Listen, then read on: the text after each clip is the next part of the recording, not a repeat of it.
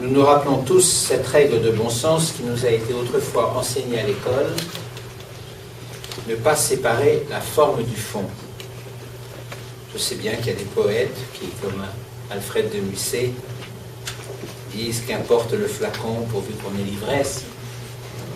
Mais d'une part, je ne suis pas sûr que l'ivresse soit véritablement le but que nous devons rechercher face à la révolution numérique. Et je crois que les nouveaux moyens de communication doivent plutôt nous inviter à garder raison et à réfléchir le plus sereinement possible à leurs enjeux. D'autre part, je suis convaincu qu'il importe dans ce domaine, plus que dans tout autre, non seulement de ne pas séparer la forme du fond, les contenants, ce qu'on appelle aussi poétiquement les tuyaux, des contenus qu'ils véhiculent, et qu'il s'agit bien de trouver entre eux, dans une relation dialectique, le meilleur équilibre possible. En 10 ans, la révolution numérique, et en particulier Internet, a entièrement modifié notre environnement, infléchi toutes nos pratiques culturelles, et jusqu'à nos habitudes de penser et de créer, jusqu'à la grammaire pour penser et créer. Ce bouleversement est à l'évidence une chance extraordinaire. C'est la raison pour laquelle nous sommes là. Pour la diffusion et la transmission de notre patrimoine.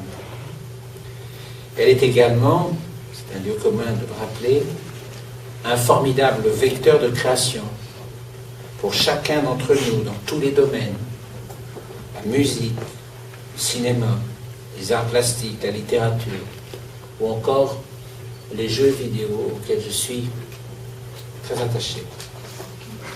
Mais bien sûr, ces ressources nouvelles représentent aussi un défi pour tous les acteurs des industries culturelles, qui doivent s'adapter aux nouveaux modèles économiques qu'elles induisent.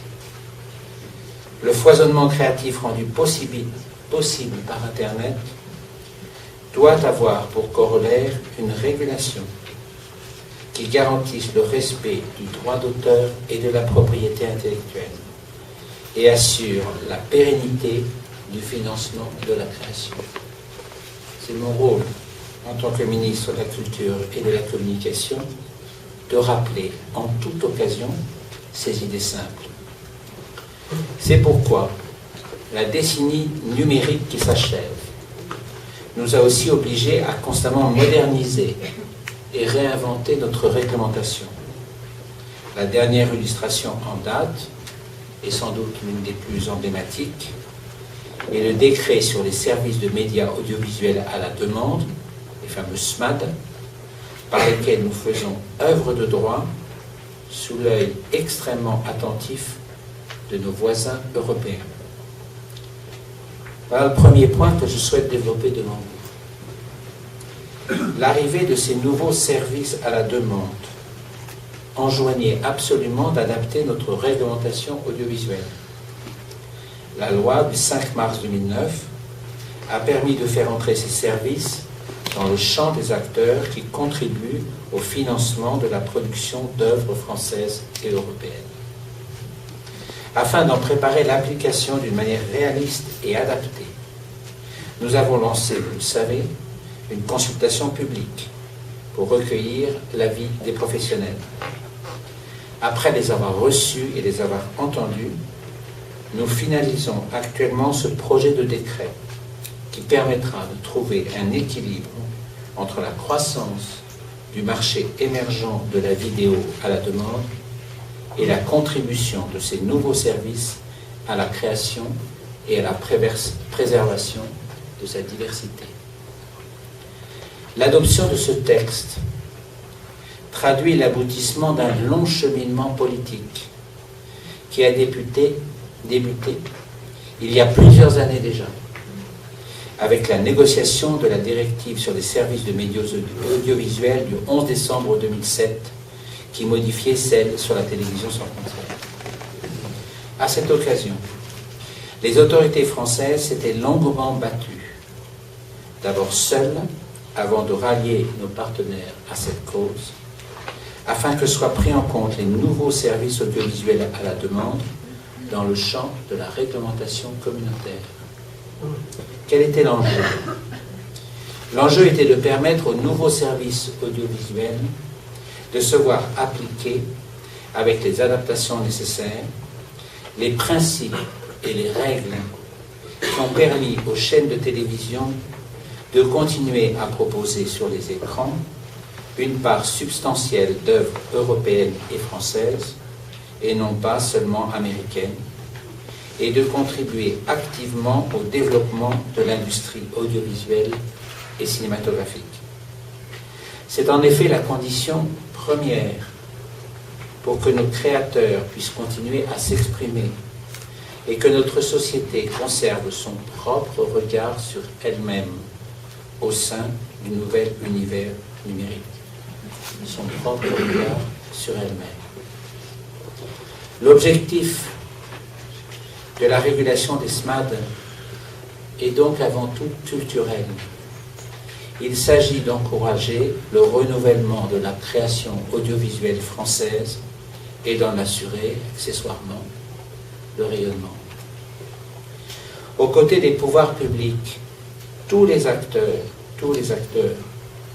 de ce nouveau marché doivent concourir à cette ambition commune. Seule une large adhésion permettra d'éviter les risques qui pèsent aujourd'hui sur la régulation des services de médias à la demande. La délocalisation et la concurrence déloyale d'opérateurs non régulés. Pour ne pas entraver le développement de ces nouveaux services, 3 grands principes nous ont guidés dans l'élaboration du dispositif. D'abord, la prise en compte du modèle économique de ces services, notamment des services de vidéo à la demande rémunérés à l'acte.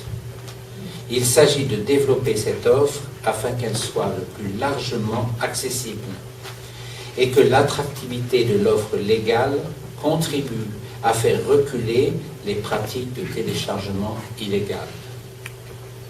Cela implique notamment d'éviter que ne se développent des pratiques d'exclusivité.